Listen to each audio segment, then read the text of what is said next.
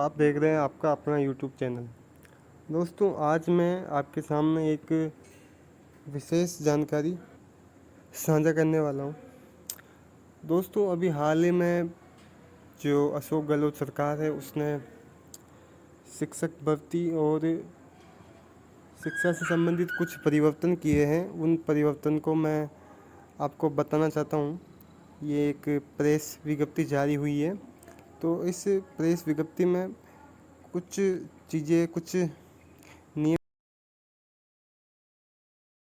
कायदे बदले हैं और उससे विद्यार्थियों को, कार्मिकों को कुछ लाभ हैं, वो मैं आपसे बताना चाहता हूँ।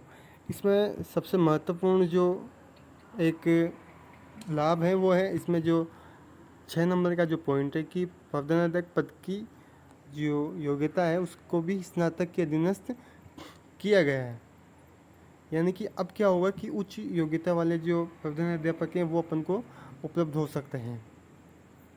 इसके अलावा एक और है, ये जो 7वें नंबर की है कि जो लेक्चर जो होते हैं अपने सीनियर स्कूल में, तो उनकी जो वैकेंसी होती है या प्रमोशन होता है, या तो सीधी भर्ती हो या प्रमोशन हो, तो प्रमोशन और सीधी भर्ती में वही अभ्यर्थी कैंडिडेट उपयुक्त होंगे जिन्होंने बीए बीएससी उसी सब्जेक्ट से की हो। जैसे मान लो किसी ने साइंस से, मैथ से अगर बीएससी करी है, अगर किसी आर्ट्स के सब्जेक्ट से करता है तो वो वैकल्पिक भर्ती के लिए वो मान्य नहीं होगा। सेम चीज़ यही है। तो इससे क्या होगा कि उस विषय की आधारभूत जानकारी वाले शिक्षक और व्याख्याताओं का चयन होगा। क्योंकि जैसे मान लो किसी ने बीएससी अगर मान लो गणित और विज्ञान से करी है, तो उसको 2 साल के अंदर आर्ट्स के किसी सब्जेक्ट की इतनी जानकारी अच्छे से नहीं होगी। तो यही है कि कक्षा 11वीं और 12वीं में जो बच्चे पढ़ेंगे, 10 लाख से अधिक जो विद्यार्थी हैं, उनका जो अध्ययन का गुणात्मक जो सुधार हो पाएगा। तो एक ये है। और इसके अलावा एक और महत्वपूर्ण है कि जो 6D है, जो 6D होता है कि जिसके तहत क्या होता है कि प्राइमरी और अपर प्राइमरी स्कूल के जो टीचर हैं, तो उनको 6D के तहत जो सीनियर स्कूल होता है माध्यमिक और उच्च माध्यमिक लेवल का, तो 6D के तहत एलिमेंट्री जो टीचर हैं उनको सीनियर स्कूल में डाला जाता है। तो उसका अध्यापकों का जो सेटअप है, 3 साल की शर्त का विलोपन किया गया है। पहले 3 साल की शर्त थी कि 3 साल तक 6D में नहीं भेज सकते, तो उसका विलोपन किया गया है। इससे क्या होगा कि शिक्षा विभाग को जो उच्च माध्यमिक और माध्यमिक जो विद्यालय हैं उनमें तृतीय श्रेणी के शिक्षक उपलब्ध हो सकेंगे। और जो उच्च माध्यमिक, प्राथमिक और उच्च प्राथमिक में जो पद खाली होंगे, तो वो पद आप रिट भर्ती के माध्यम से भर सकेंगे। तो बेरोजगारों को क्या होगा कि और अन्य लाभ मिलेगा, उनकी और सीटें खाली होगी। एक जो महत्वपूर्ण जो मेरे को बात लगी है 13वें नंबर का, वो है कि अब कोई सा भी कंपटीशन या प्रतियोगिता एग्ज़ाम हो, तो उसमें क्या है कि न्यूनतम 40% अंक आना ज़रूरी है।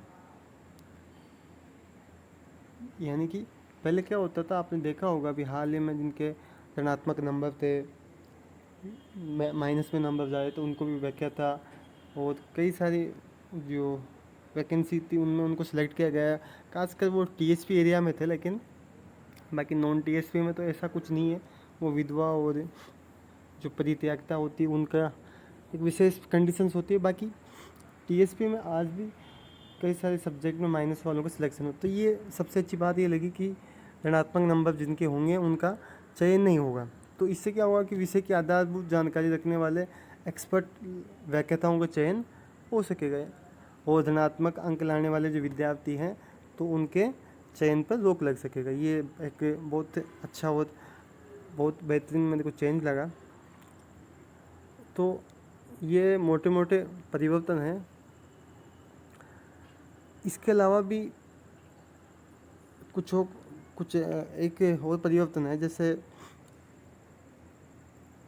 जो 1970 और 1971 में क्या हुआ था, ये राजस्थान शिक्षा सेवा नियम बनाया था। तो ये उसकी पुरानी स्थितियाँ थी, बाकी अब उसको बदला गया है बहुत सारों को, जो मैंने आपको कुछ बताई भी हैं।